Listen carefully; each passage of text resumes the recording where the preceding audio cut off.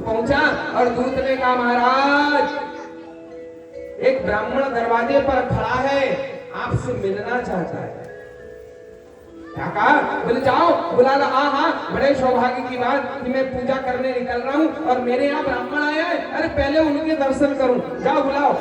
गया दौड़ करके, महाराज चलो चलो जल्दी चलो। वामन जी से कहा अभी तो वो पूजा करने जा रहे हैं, बैठे नहीं है। गए और जैसे ही वामन जी अंदर पहुंचे ना और वामन जी की झांकी को देखा और देखते ही राजा बलि तो गदगद हो गया।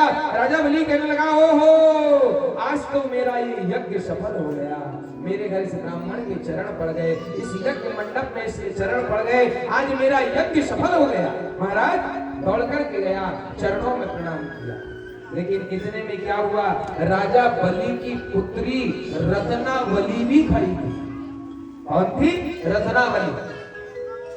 उसने उस वामन जी की छोटी सी झांकी को देखा, बड़ी सुंदर झांकी।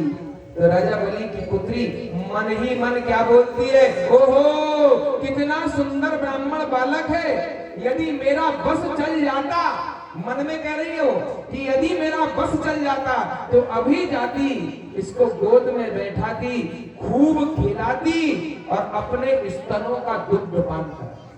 ये मन में भाव राजा बलि की पुत्री के जागे और जैसे जागे तो भगवान तो अंतर्यामी है ना, भगवान अंतर्यामी है, सब जानते हैं। अच्छा इसका मन ये कह रहा है क्या?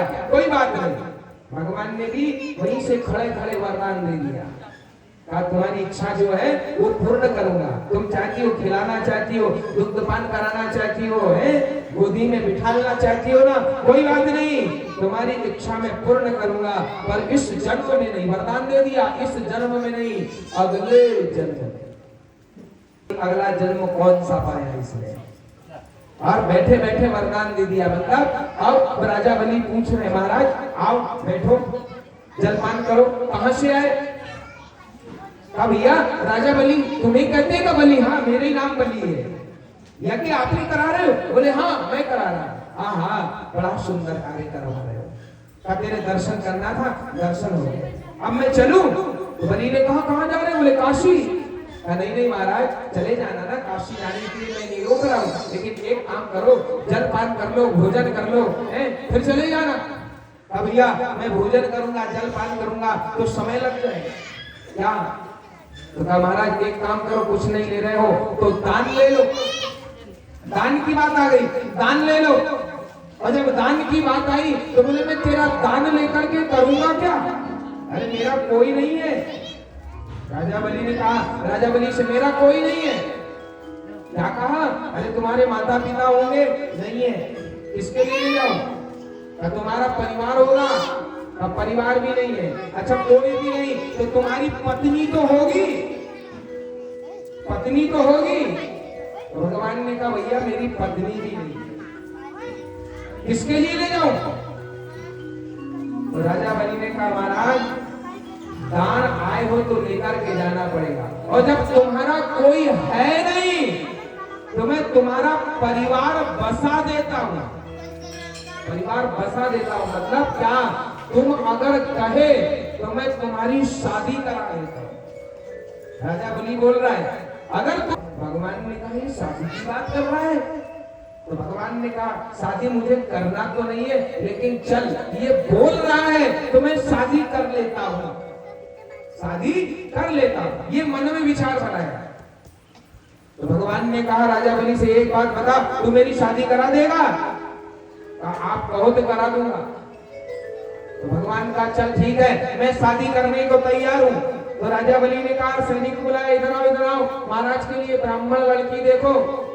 तो वामन जी ने कहा अभी लड़की मत देखो, हम सिर्फ बात कर लेते हैं, लड़की बाद में देखना, हम अभी बात कर लेते हैं। ठीक है।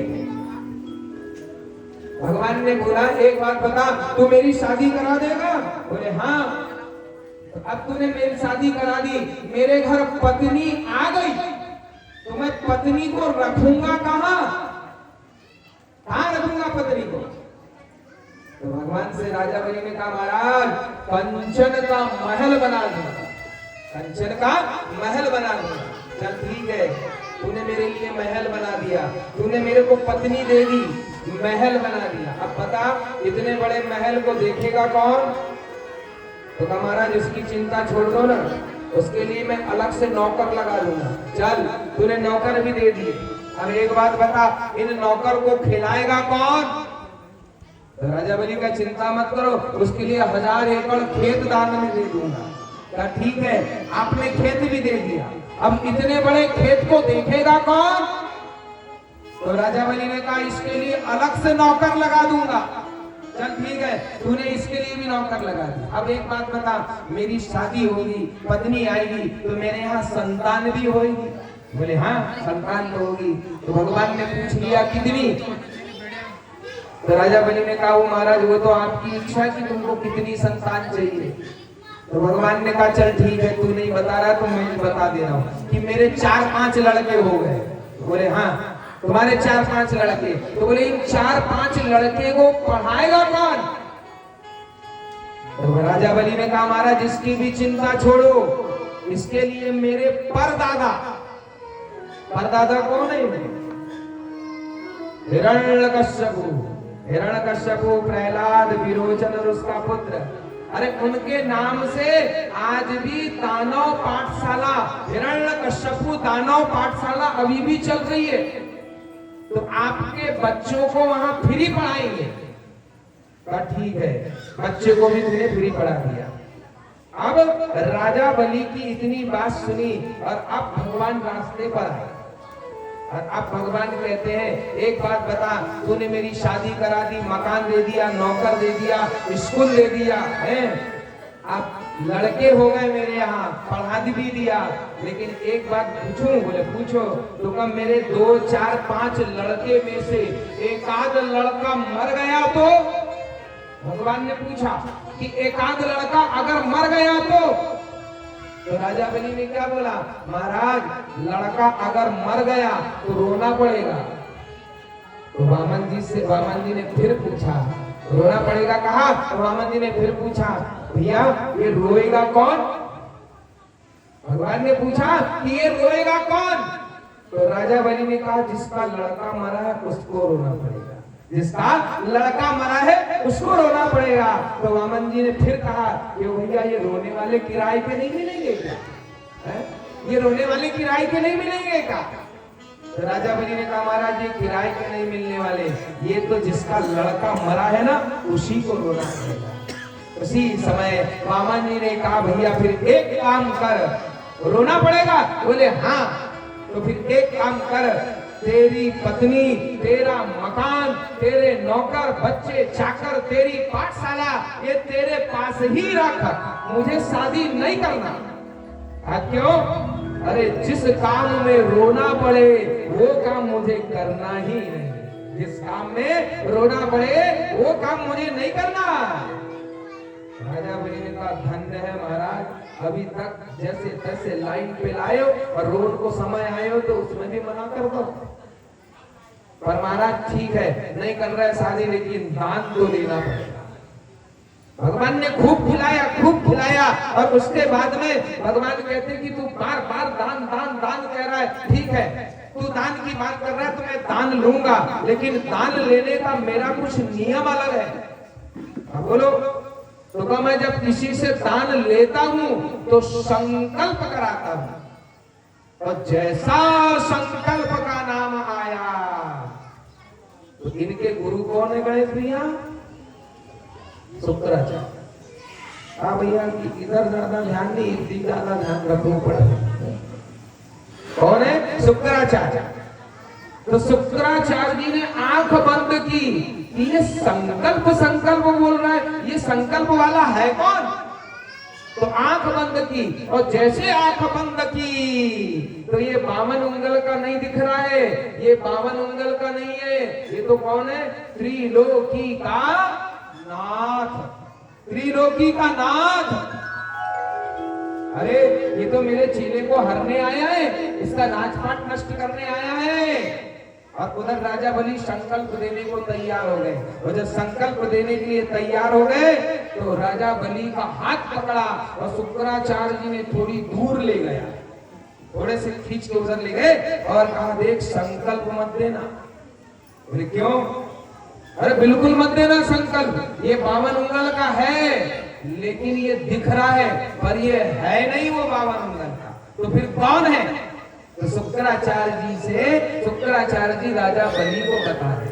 आइए 2 मिनट भाव के साथ शुक्राचार्य जी राजा बलि से कह रहे हैं क्या कि कोई दरवेशी आया आज मेरे गांव में, कि संकल्प मत देना।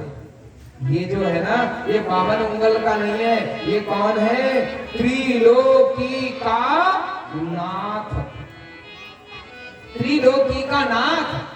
तो राजा बलि ने क्या बोला? ओ महाराज, मैंने तो संकल्प देने का बोल दिया है, और अब मैं झूठ बोलूं ये शोभा नहीं रहता। मैं नहीं बोलूंगा ऐसा कि अब नहीं दूंगा, मना नहीं करूंगा, क्योंकि पाप लगेगा। काय का पाप? शुक्राचार्य जी ने कहा काय का पाप लगेगा? कोई पाप नहीं लगेगा।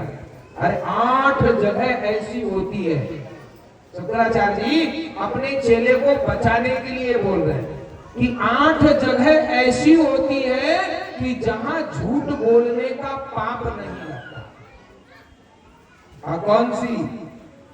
तो बताया शुक्राचार्य जी ने कि स्त्री सुनर्म विवाहे च वृत्यर्थे प्राण संकटे। ब्राह्मण के सम्मान के लिए, कि ब्राह्मण का अपमान हो रहा है और ब्राह्मण के अपमान को बचाना है, सम्मान मतलब ब्राह्मण का हो, इसके लिए हमको झूठ बोलना पड़ रहा है, प्राण बच जा रहे हैं, सम्मान हो जा रहा है, तो वहां ब्राह्मण के लिए झूठ बोलने का पाप हमको नहीं लगता। फिर आया हिंसाया, फिर आया कितने हो गए भैया? पक्का 6 हो गए। अब आया हिंसायाम, ये 7वां है। हिंसायाम, हिंसा वृत्ति हो रही है और हिंसा वृत्ति को बचाना है, और बचाने के लिए हमको झूठ बोलना पड़ रहा है, तो उसका झूठ बोलने का पाप हमको नहीं लगता। 7 हो गए। अब 8वां नंबर है। 8वां क्या है? हंसी मजाक। हंसी मजाक में हमारे द्वारा झूठ मूठ निकल जाती है। 4 बैठे हैं, 4 के बीच में हंसी मजाक होती है, उसमें झूठ मूठ भी निकल जाता है, तो उस झूठ का पाप हमको नहीं लगता। ये ऐसी 8 जगह है कि 8 जगह झूठ बोलने पर हमको पाप नहीं लगता। लेकिन सब तो समझ में आया, लेकिन एक समझ में नहीं आया। आया कि नहीं? कि सब आ गए समझ में? पूरे समझ में आ गए? एक समझ में नहीं आया। 7 समझ में आ गए पर एक समझ में नहीं आया। कौन सा? कि स्त्री के पास झूठ बोलने से पाप नहीं लगता। और माताएं बहनें विचार कर रही कि नहीं सब समझ में आ गया, पंडित जी मत बता। आया समझ में? नहीं आया। स्त्री के पास झूठ बोलने से पाप नहीं लगता, बस यही समझ में नहीं आया। तो हाँ, स्त्रियों को श्राप मिला है, स्त्रियों को श्राप दिया है। क्या? कि जब कौरव और पांडवों का युद्ध हुआ और पांडव ने कौरवों की सेना को नष्ट कर दी, और उसके बाद में पांडवों ने सबका पिंडदान किया, कौरवों का। और पिंडदान करने के बाद में युधिष्ठिर, भीम, नकुल, सहदेव और मां कुंती बैठे। तो कुंती ने युधिष्ठिर से पूछा, भैया पिंडदान कर दिए? बोले हाँ। कोई छूटा तो नहीं? सबका किया ना? बोले हाँ सबका कर दिया। कोई छूटा तो नहीं? बोले ना कोई भी नहीं छूटा। तो फिर धीरे से कुंती ने कहा, क्यों युधिष्ठिर, कर्ण का पिंडदान किया कि नहीं? कर्ण का पिंडदान किया? युधिष्ठिर ने कहा, वो हमारा कौन लगता है? वो तो सूत पित्र है, हमारी बिरादरी का है ही नहीं, तो हम उसका पिंडदान क्यों करें? अरे हमारा जब वो कोई है ही नहीं तो हम उसका पिंडदान क्यों करें?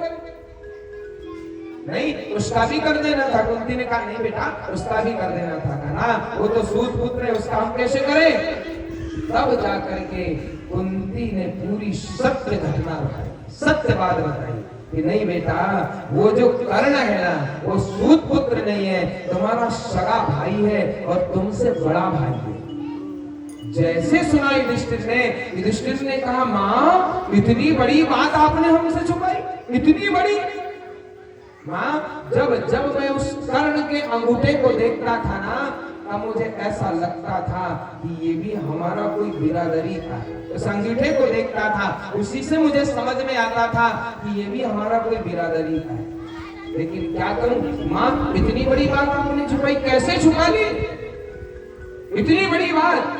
जिस भाई की हमकी सेवा करनी थी, अरे जिस भाई को हमें सेवा करना था, उस भाई को तुमने हमारे हाथों से मरवा दिया। इतना बड़ा काम आपने किससे करवा लिया? तो आज कुंती से युधिष्ठिर बोलते, माँ इतनी बड़ी बात छुपाई, इतना बड़ा पाप का काम हमसे आपने करवाया। बड़ा क्रोध आया युधिष्ठिर को, और क्रोध में आज युधिष्ठिर अपनी माँ से ही कहते हैं कि माँ इतनी बड़ी बात आपने छुपा करके रखी और ऐसा करवा दिया, इसलिए जाओ आज हम तुम्हें श्राप देते हैं स्त्री जाति को, कि आज हम श्राप देते हैं कि आज के बाद में कोई भी स्त्री हो, बड़ी से बड़ी बात भी छुपाना चाहे तो भी वो छुपा नहीं पाएगी। आज हम तुम्हें श्राप देते, जो आज छुपाया आज के बाद ऐसा कोई छुपा नहीं पाएगा। तो बात बिल्कुल सत्य है, गलत है ही नहीं, बिल्कुल सत्य है। 4 मित्र खड़े हैं और 4 मित्र ने बात की, चारों मित्रों ने बात की, और बात करने के बाद चारों भैया अपने अपने घर गए। कोई गोपनीय बात थी कर ली और अपने घर चले गए। अब घर गए तो पत्नी ने थाली लगाई, और थाली लगाने के बाद में वहां बात हुई थी चारों मित्रों की कि देखो भैया हमारे बीच में जो बात हुई है किसी को बताना मत। कहा बिल्कुल नहीं। लेकिन एक भैया उसमें से क्या हुआ, पत्नी ने थाली परोसी, ऐसे गांव की कथा चलते रही, तो धीरे से पतिदेव ने क्या बोला कि देख तू जो बता रही उसमें आधी तो है पर पूरी मैं बता दे। तो कहा देख जो तू कह रही है ना उसमें बिल्कुल सत्य बात है, ये ऐसी बात हुई, ऐसा हुआ, लेकिन देख मैंने तेरे को बताया हूं, बता दी कोई बात नहीं, अच्छी बात है, पत्नी को बताया अच्छी बात, लेकिन बताने के बाद में उसने सबसे बड़ी गलती कर दी। वो कौन सी? कि देख मैंने तेरे को बताया तो हूं लेकिन तूने किसी को मत बताना। ये सबसे बड़ी गलती हो, ये बड़ी गलती हो। और हुआ क्या, बात बताई रात में और सुबह सब इकट्ठी कहाँ होती है भैया? कहाँ होती है? जहां जल लाना है कुएं पर, कुआं हो या हेतम हो, सब वही इकट्ठी होती है। तो एक घड़ा लेकर के पहुंची सुबह और पहुंची तो घर से रोते रोते आई।